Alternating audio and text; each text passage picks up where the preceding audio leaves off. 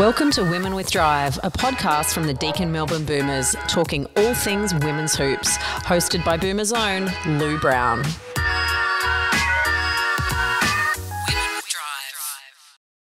All right, everyone. Hi, and welcome back to the third episode of Women with Drive. I am your host, Lou Brown, and tonight I have the absolute pleasure of sitting here with Guy Molloy, my, I would say, new head coach of the Deakin Melbourne Boomers. So Guy has an absolute tremendous amount of knowledge on women's basketball as he's entering his 9th year as the Melbourne Boomers head coach, alongside of the New Zealand national team, the Tall Ferns, which gives him a little bit more of an insight on teams such as Japan, Korea, and obviously the Opals' next opponent, China. But first, before we get into that, I just have to say that is an awesome T-shirt.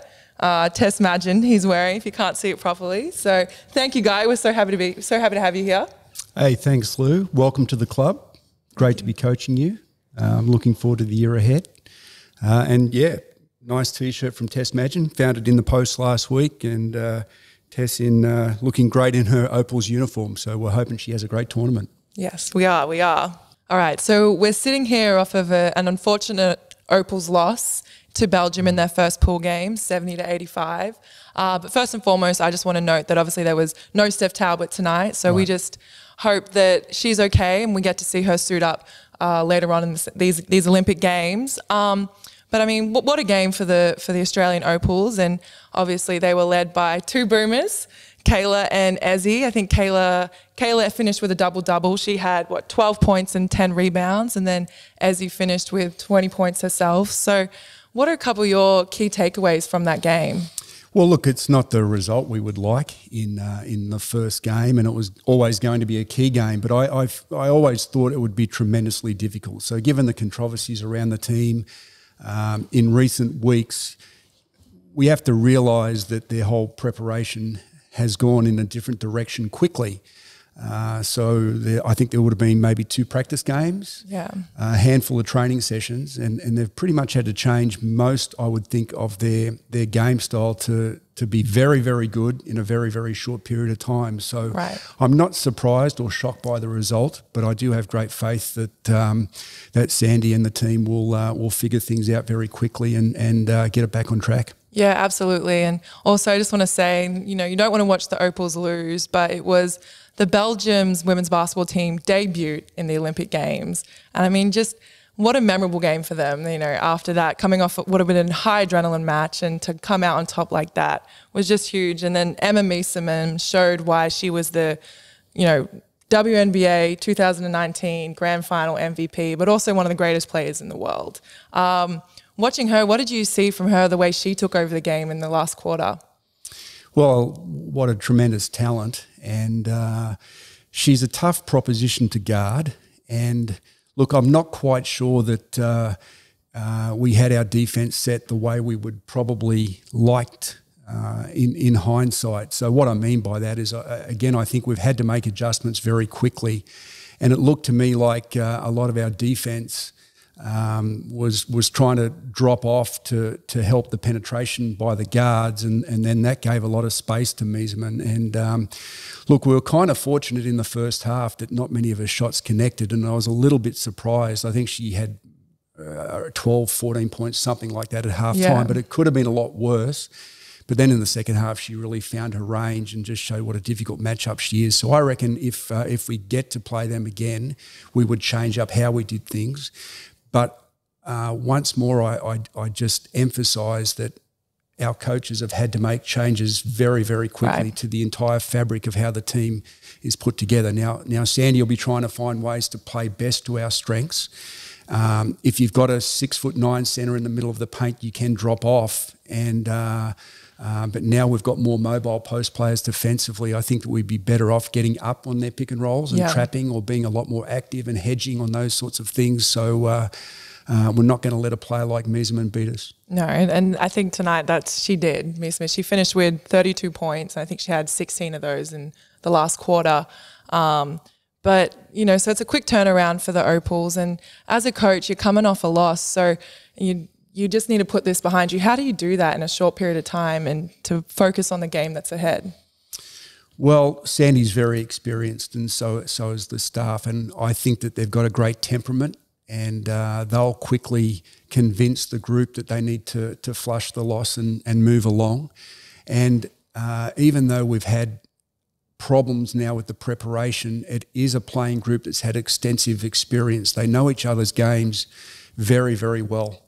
So these girls have been in Opals uniforms, most of them for quite a period of time, or they've played a lot of club basketball together. And there's a high collective IQ in the group, and they'll know already on the back of that performance to be disappointed, but don't be discouraged. Yeah. I think that's the key thing. So, look, I'm very confident that we'll rebound strongly for the following match against China. Women with Drive. Yeah, so there's definitely, as you said, a hopefully get a rebound game coming up this Friday, but it's not going to be an easy win for them. I know the last time these two teams matched up, China pulled out that game in what was a down-to-the-wire game, a 1-point win.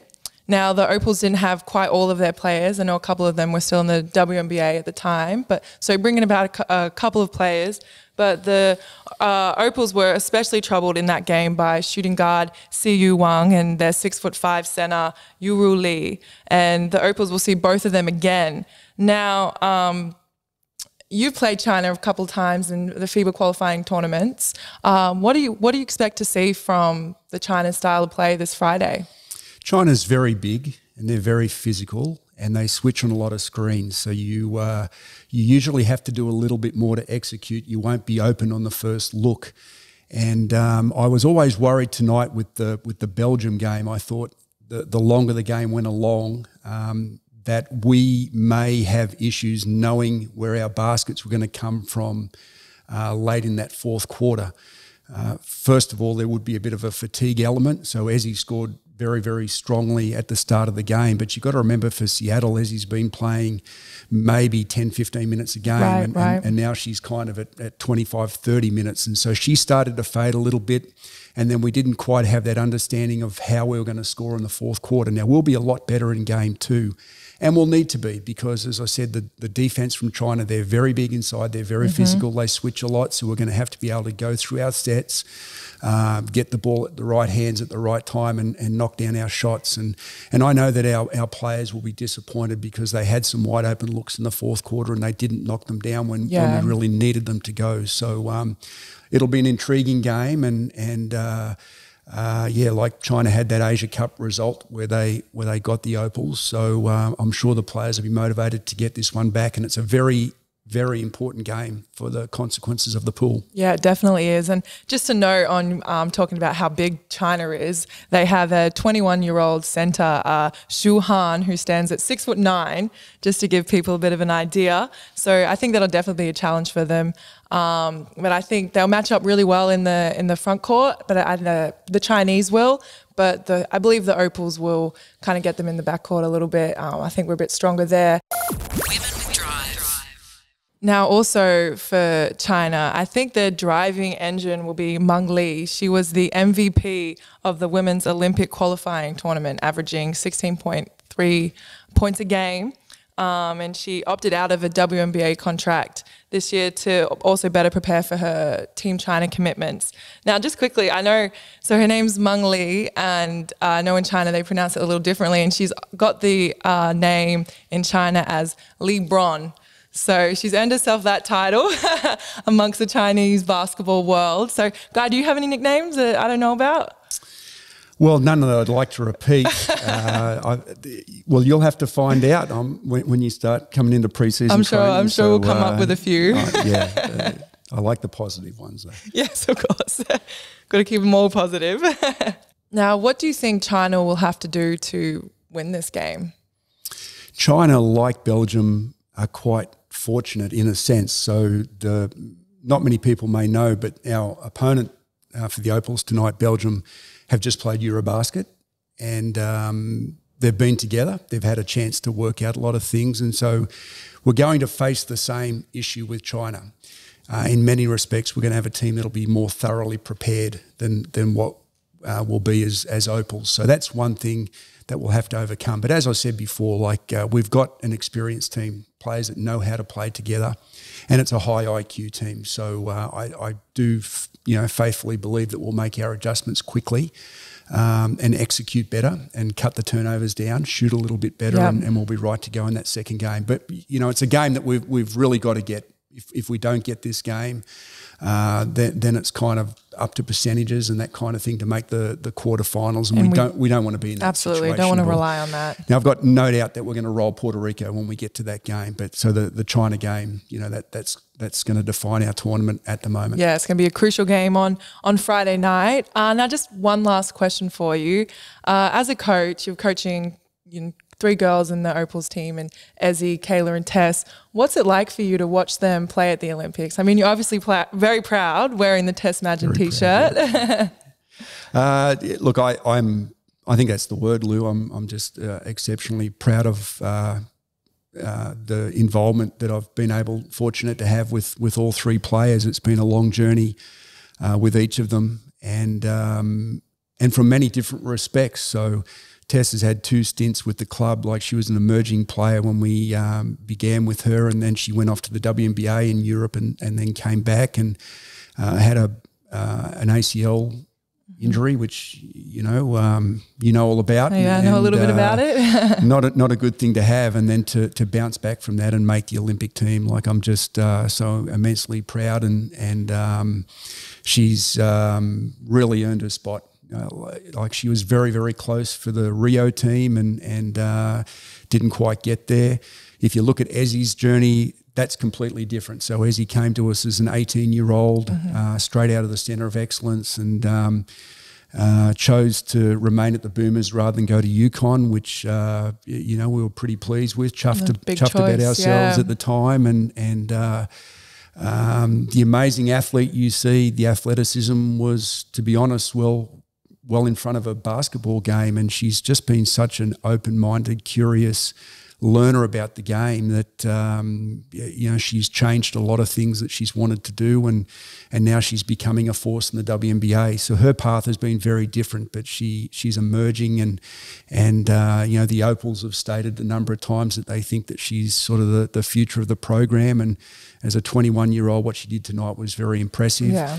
And then I think for Kayla, that's a different story again. So she first came to the club after the Rio Olympics, and for her it's a different path. It's like, well, how do you maintain a spot in the team when you're kind of in your peak career window already? What do you have to do to be a great professional and keep competitors away from the team selection? And the fact that she's starting and came up with a double-double tonight. And look, lots of things that Kayla will do on the court won't get recognised. She's a great glue player for the team and just such a positive teammate. So they're all very, very different, but we're exceptionally proud of all of them. Yeah, and I just want to quickly note on, you talked about, obviously, there are 3 different pathways. So as a coach, it's obviously amazing to watch that growth cycle for them, but also just for people listening to hear the different pathways that are available to players coming up to become an Opal. So I really appreciated hearing that. Yeah, well, we're in a really fortunate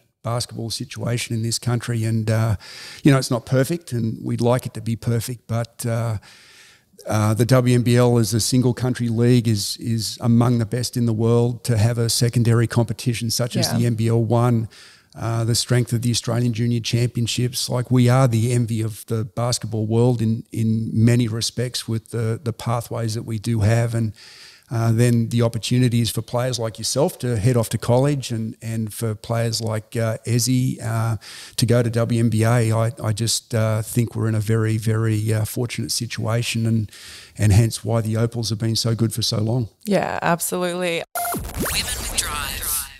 Thank you so much, Guy, for joining me tonight. Hey, my pleasure, Lou, and you're doing a great job. Thank you. It's been an absolute pleasure. And again, thanks everyone for tuning in to another episode of Women with Drive.